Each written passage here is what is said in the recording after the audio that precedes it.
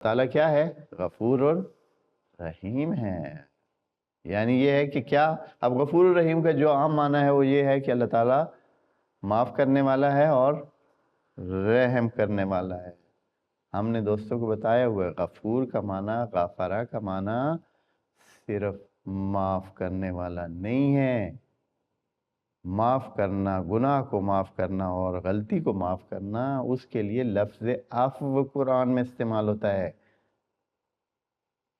عفو کا لفظ، ہاں، وَاعْفُ عَنَّا.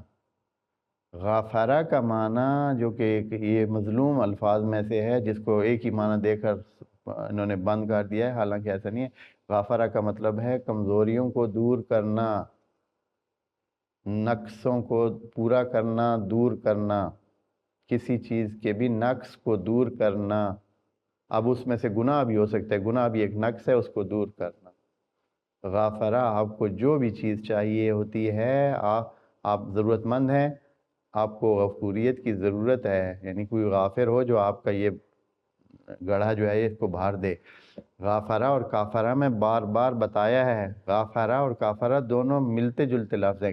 کاف اور غین کا فرق ہے، کاف اور غین کا فرق ہے. اسی وجہ سے کافرہ کسی ابھری ہوئی چیز کو چھپانا اور غافرہ کسی گڑھے کو بھرنا.